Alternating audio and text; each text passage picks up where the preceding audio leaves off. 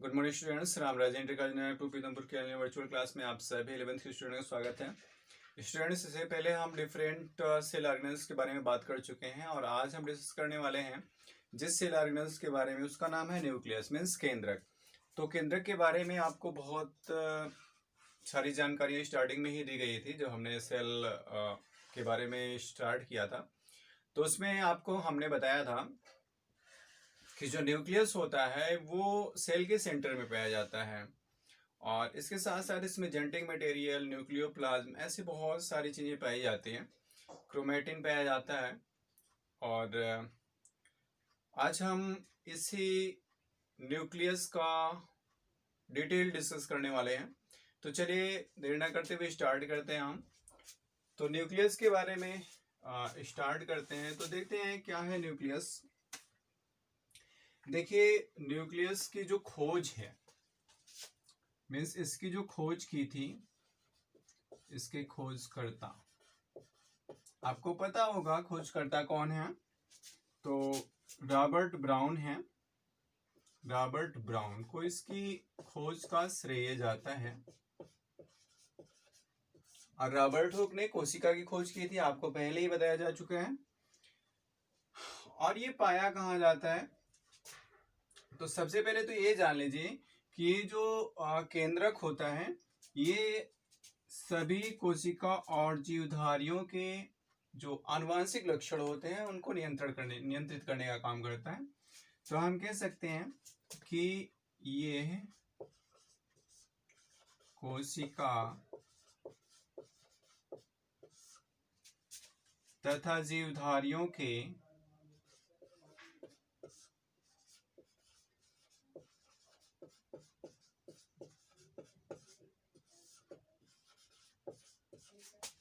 आनुवांशिक लक्षणों का नियंत्रण करता है। आनुवांशिक लक्षणों का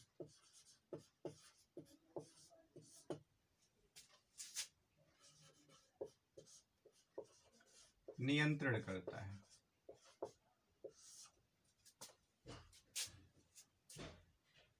आते हैं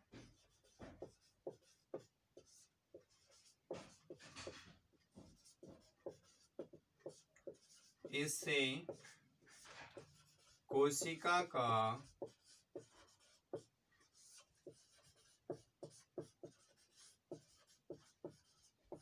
नियंत्रण कक्ष भी कहा जाता है। कोशिका का नियंत्रण कक्ष भी कहा जाता है इसको।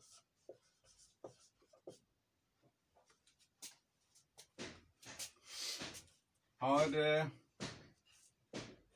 अगर हम बात करें इसकी डिस्कवरी की, तो डिफरेंट साइंटिस्ट ने इसको डिफरेंट स्पीसीज में, डिफरेंट एनिमल्स में, डिफरेंट लिविंग ऑर्गेनिज्म में देखा।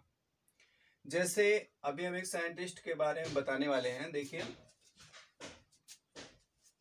जैसे गर्लिंग नाम है उनका। गर्लिंग ने एक कोशिकीय शैवाल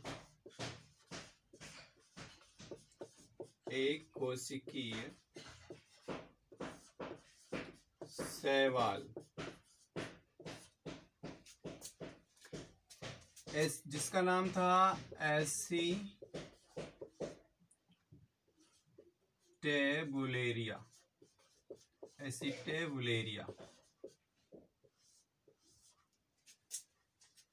पर प्रयोग द्वारा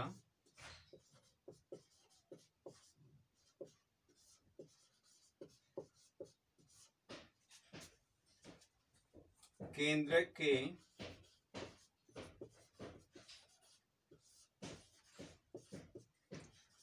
आनुवंशिक कार्य का वर्णन किया।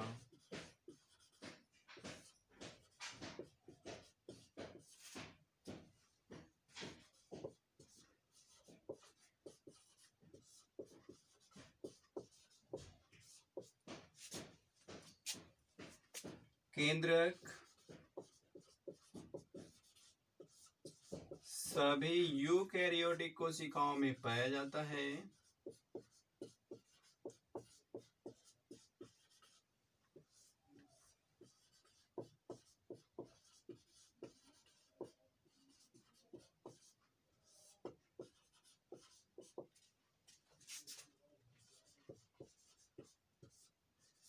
केंद्रक सभी यूकैरियोटिक कोशिकाओं में पाया जाता है।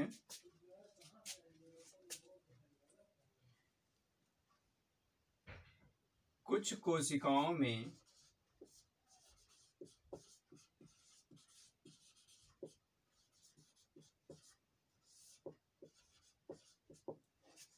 केंद्रक युवा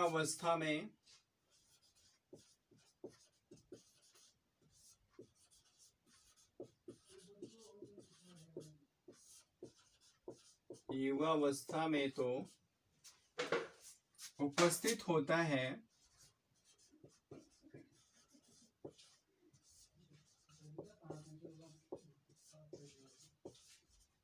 परंतु परिपक्व कोशिकाओं में नष्ट हो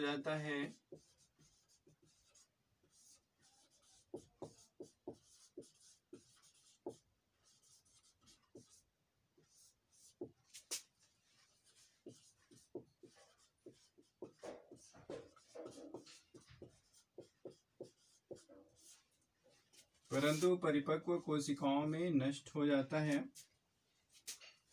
प्रत्येक कोशिका में सामान्यतः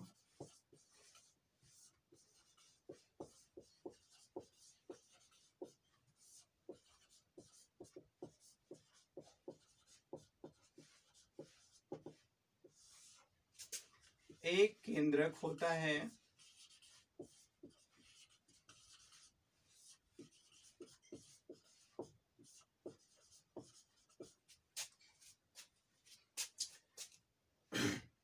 परंतु कुछ विशेष कोशिकाओं में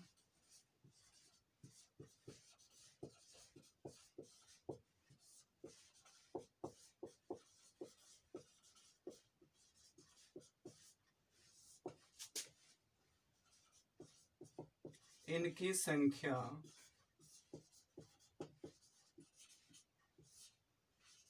अधिक होती है।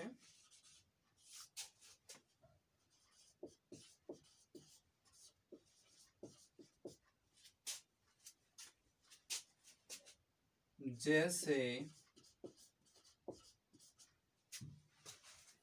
नारियल का भ्रूणपोष,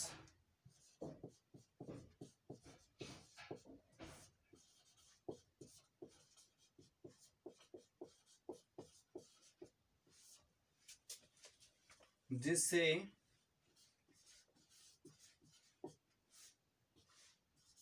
संकोशिक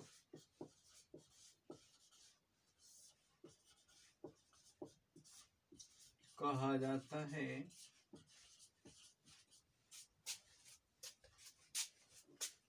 के कोशिका द्रव्य में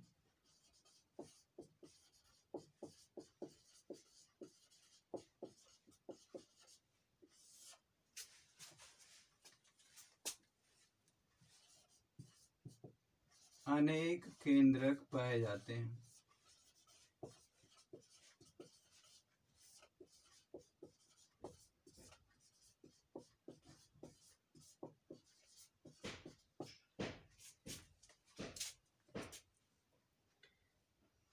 अब हम अगर बात करें इनके आकार की, तो इनका आकार ये गोलाकार, अंडाकार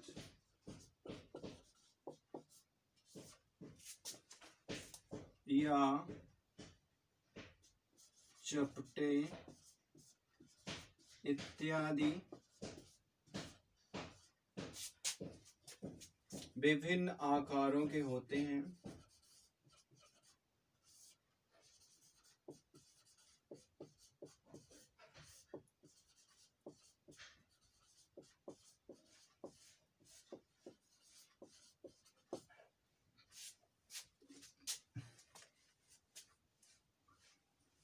कुछ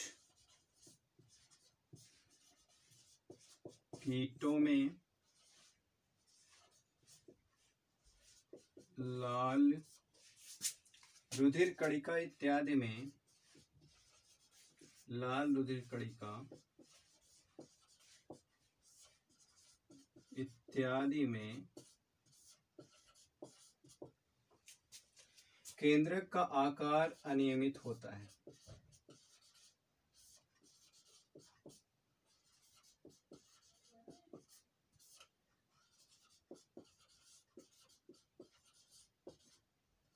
केंद्रक का आकार अनियमित होता है।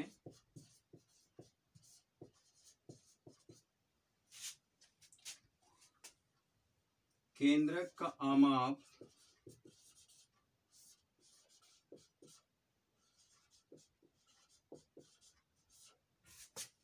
उसके कार्य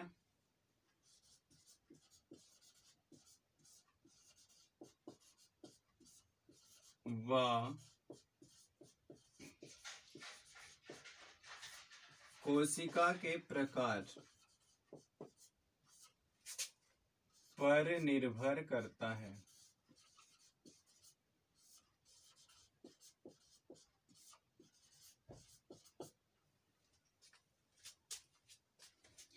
और केंद्रक के जो पार्ट होते हैं, केंद्रक के मुख्य रूप से 4 भाग होते हैं।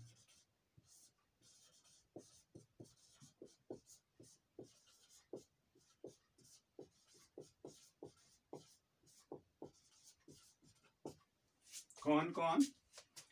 केंद्रक कला,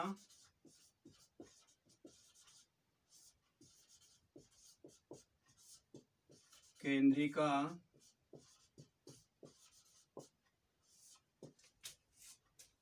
केंद्रक द्रव्य,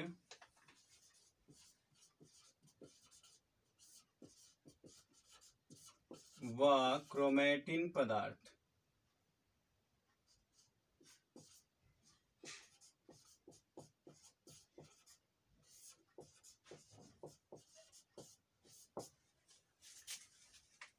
तो इस प्रकार से स्टूडेंट्स यहाँ पे हम न्यूक्लियस के बारे में डिटेल स्टडी करने वाले हैं।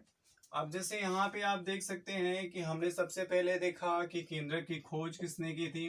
तो केंद्रक की खोज रॉबर्ट ब्राउन ने की थी, जबकि कोशिका की खोज रॉबर्ट हुक ने की थी। आपको स्टार्टिंग में ही बताया गया। इसके बाद फिर आपको बताया जा रहा है कि कोशिका तथा जीवधारियों के आनुवंशिक लक्षणों के नियंत्रण का काम करते हैं, इसलिए इसे हम कोशिका का नियंत्रण कक्ष भी कहते हैं। भाई नियंत्रण का काम क्यों करेंगे? क्योंकि कोशिका के केंद्रक के बीच में आप देखोगे क्रोमैटिन थ्रेड का एक जाल पाया जाता है, और इसी से क्रोमोसोम का निर्माण होता है, गुणसूत्र का। तो गुणसूत्र क्या होता है कि माता पिता से उनकी संतानों में उनके लक्षणों को ट्रांसफर करने का काम करता है, उनके कैरेक्टर्स ट्रांसफर करता है। तो इसलिए इसे हम नियंत्रण कक्ष कहते हैं। किसको? केंद्रक को। केंद्रक को कोशिका का नियंत्रण कक्ष कहा जाता है, क्योंकि जो भी कैरेक्टर्स होते हैं सेल के पेरेंट के, वो इसी में कंट्रोल किए जाते हैं। अब देखिए, गर्लिंग ने एक कोशिकीय शैवाल एसिटेबुलेरिया पर प्रयोग किया, और प्रयोग करने के बाद इन्होंने केंद्रक के आनुवांशिक जो केंद्रक था उस पे जो जेनेटिक फंक्शन इसका था उस पर इन्होंने वर्क किया। केंद्रक सभी यूकैरियोटिक कोशिकाओं में पाया जाता है, यूकैरियोटिक और प्रोकैरियोटिक कोशिका। इसके बारे में हमने पहले ही लेक्चर में आपको बताया था। जब हमने सेल को कंफर्म किया था वहीं पे हमने difference between prokaryotes and eukaryotes, मतलब prokaryotic cell and eukaryotic cell में डिफरेंस हमने बताया था आपको।